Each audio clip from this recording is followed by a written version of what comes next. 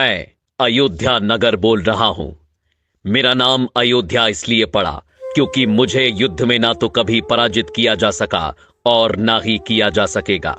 वेदों में मुझे ईश्वर की नगरी कहा गया है और मेरी संपन्नता की तुलना स्वर्ग से की गई है। आदिकाल से मैं पवित्र सरयू नदी के तट पर 12 योजन लंबाई और 3 योजन चौड़ाई में बसा था। कई शताब्दियों तक मैं सूर्यवंशी राजाओं की राजधानी रहा। मेरा इतिहास हिंदू धर्म के सबसे पुराने इतिहासों में से एक है। मेरी उत्पत्ति ब्रह्मा जी के मानस पुत्र मनु से संबंधित है। मैं और मेरा सूर्यवंश मनु के पुत्र इक्ष्वाकु से प्रारंभ हुआ था। वेदों और पुराणों में मुझे अयोध्या के नाम के साथ और भी कई प्राचीन नामों से पुकारा गया है, जैसे साकेत, कौशलपुर, अवध, श्रावस्ती और अयोध्या। मेरा नाम अयोध्या यूं ही नहीं पड़ा, बल्कि इसके पीछे बहुत बड़ा धार्मिक महत्व है। स्कंद पुराण के अनुसार आ अक्षर ब्रह्मा है, या अक्षर विष्णु है तथा धा अक्षर शिव का स्वरूप है।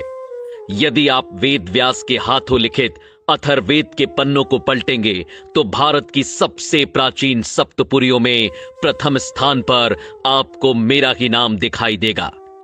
रामायण काल से मैं कौशल जनपद की राजधानी हुआ करता था, इसलिए मेरे आराध्य प्रभु श्री राम को कौशलपुर राजा के नाम से भी जाना गया। मैं अयोध्या बोल रहा हूं। कितने ही देवता, दानव, मनुष्य और शासक आकर चले गए, सदियां बीत गईं और फिर युग बीत गए, लेकिन मैं यहीं सरयू के तट पर अडिग रूप से खड़ा सब कुछ देखता रहा। मैं वो महासौभाग्यशाली नगर हूं जिसकी गोद में खेलकर रघुनंदन श्री राम बड़े हुए। वो जन्मभूमि जहां मेरे आराध्य रामलला ने पहली किलकारी की, वो दशरथ महल जहां मेरे प्रभु का बचपन बीता, वो वन मार्ग जहां से गुजरकर रामचंद्र जी गुरु वशिष्ठ के साथ गुरुकुल गए, वो अवधपुरी जहां से श्री राम की भव्य बारात निकली थी, वो कनक महल जो महारानी कैकई ने सीता जी को मुंह दिखाई पर भेंट किया था, वो सरयू का किनारा जहां श्री राम और मां सीता ने पहली होली खेली, वो हनुमान गढ़ी जहां हनुमान जी ने कई वर्षों तक रहकर अयोध्या की रक्षा की, वो राम की पैड़ी जहां खड़े होकर राम लक्ष्मण ने संसार के सारे तीर्थ स्थानों के एक साथ दर्शन किए, वो सहस्त्रधारा घाट जहां लक्ष्मण जी ने अपनी देह त्यागी और शेषनाग के रूप में दिखाई दिए, वो गुप्तार घाट जहां स्वयं मेरे प्रभु श्री राम जल समाधि लेकर बैकुंठ को लौट गए। मुझसे विदा लेते वक्त उन्होंने मुझे अमर और अजय रहने का वरदान दिया था। मेरी आंखों में बिछो के अश्रु भर आए थे। मैं अयोध्या बोल रहा हूं। यह सभी कुछ अपनी इन्हीं आंखों से देखा है मैंने। मेरे प्रभु जब 14 वर्षों के वनवास पर चले गए, तब मेरे नगर का बच्चा बच्चा रोया था। महाराज दशरथ को मैंने पुत्र वियोग में तड़प तड़प कर अपने प्राण छोड़ते हुए देखा। मैं वहीं उनके पास ही खड़ा था। सभी रोए, लेकिन मैं फिर भी कमजोर नहीं पड़ा। मुझे विश्वास था कि मेरे कोने कोने को अपनी आभा से प्रकाशित करने वाले प्रभु श्री राम एक दिन लौट कर आएंगे। वह दिन भी आया जब सबके प्राणों से प्यारे श्री राम वनवास से लौट कर आए।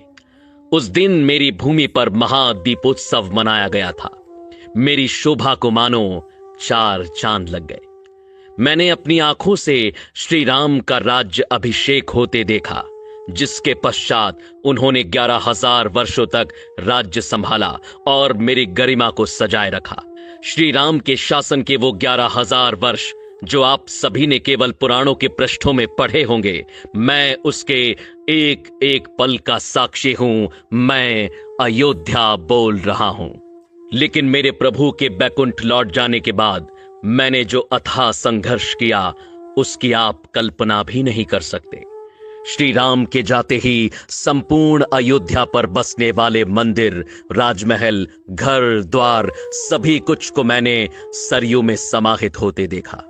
वह दृश्य मैं आज भी नहीं भूल सकता, जब मात्र मेरी भूमि ही शेष रह गई थी। अनेकों वर्षों तक यह भूमि यूं ही रिक्त पड़ी रही और मैं प्रतीक्षा करता रहा इसे पुनः सुसज्जित करने वाले की। अनेकों वर्षों बाद यह प्रतीक्षा खत्म हुई और भगवान राम के पुत्र महाराज कुश ने अपनी युवावस्था में सर्वप्रथम अपने पिता श्री राम की पुण्य जन्मभूमि पर मंदिर का निर्माण करवाया। सूर्यवंश की अगली 44 पीढ़ियों तक यह अस्तित्व में रहा। वर्ष बीतते गए और पूरा युग बीत गया। मैंने द्वापर युग का आरंभ भी देखा और उसका अंत भी। सूर्यवंश के अंतिम राजा बृहदबल की मृत्यु महाभारत के युद्ध में अभिमन्यु के हाथों हुई और उसके बाद मैं एक बार फिर अकेला पड़ गया। कलयुग का आरंभ हुआ। समय के साथ धीरे धीरे मैं लुप्त होने लगा। मेरे अयोध्या नाम को जानने वाले सभी मुझे छोड़कर चले गए। कलयुग के आते ही मेरी फिर से अस्तित्व में आने की उम्मीद टूटने लगी। लेकिन कदापि मेरे आराध्य श्री राम की ही कृपा थी कि कलयुग के आरंभ में एक दिन चक्रवर्ती सम्राट विक्रमादित्य शिकार खेलते हुए मेरी अयोध्या भूमि पर पहुंचे। मुझे एक असामान्य भूमि जानकर उन्होंने खोज आरंभ की और यह ज्ञात किया कि यह श्री राम की अवध भूमि है। तब विक्रमादित्य ने यहाँ भव्य राम मंदिर के साथ साथ 360 मंदिरों का निर्माण कराया, जिनकी भव्यता देखते ही बनती थी। कलयुग में मुझ अयोध्या का अस्तित्व एक बार फिर लौट आया। इसके बाद समय समय पर मैंने अच्छे और बुरे दिन देखे, लेकिन मैं अडिग रहा। साल 1033 में मुगल आक्रांता सालार मसूद ने मेरे मंदिरों को ध्वस्त किया, जिसके बाद गढ़वाल वंश के राजाओं ने फिर मंदिर का निर्माण कर मुझे खड़ा किया। साल 1528 में मुगल बादशाह बाबर के निर्देशों पर फिर मुझे कुचलने की कोशिश की गई और मेरे सर्वस्व श्री राम के पूज्य जन्म स्थान पर बलपूर्वक मस्जिद खड़ी कर दी गई। मेरे रामलला से प्रेम करने वालों के हृदय में ये आग धधकती रही कि श्री राम को न्याय कब मिलेगा, और 1853 में यह आग भड़क उठी जब यहां पहली बार हिंदू मुसलमानों के बीच दंगे हुए। उस समय अंग्रेजी सरकार ने अस्थायी रूप से समझौता कराया। साल 1949 की खुदाई में यहां श्री राम के अवशेष मूर्तियां पाई गईं, जिसके बाद 1950 में सिविल कोर्ट में मूर्ति स्थापित करने की इजाजत मांगी गई। साल 1961 में एक बार फिर मेरी जागती उम्मीदों पर प्रहार हुआ और मेरे आराध्य श्री राम की मूर्तियां हटाने की कोशिश की गई।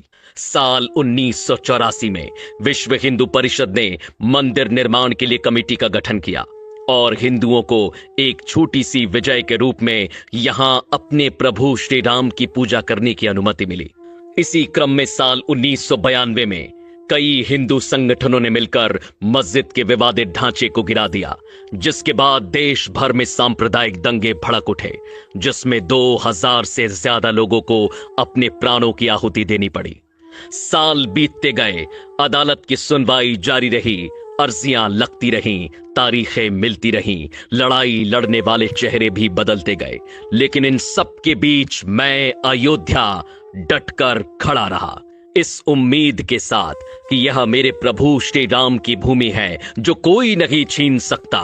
आखिरकार बहुत लंबी प्रतीक्षा के बाद साल 2019 में इस लड़ाई में पहली विजय मिली, जिससे मेरा रोम रोम खिल उठा जब सुप्रीम कोर्ट ने मेरे प्रभु श्री राम के पक्ष में फैसला सुनाया और 2.77 एकड़ भूमि के हिस्से को मेरे रामलला के लिए लौटाया। साल 2020 में श्री राम मंदिर का भव्य भूमि पूजन कार्यक्रम आयोजित किया गया, जो मेरी दूसरी विजय के रूप में मुझे प्राप्त हुआ, और मेरी तीसरी और अंतिम विजय आज सभी के सामने है, जब साल 2024 में एक अद्वितीय और भव्य मंदिर निर्माण के बाद स्थायी रूप से मेरे सर्वस्व श्री राम की प्राण प्रतिष्ठा होने जा रही है, जिसकी एक झलक देखने के लिए हर कोई लालायत है। मैं अयोध्या बोल रहा हूं।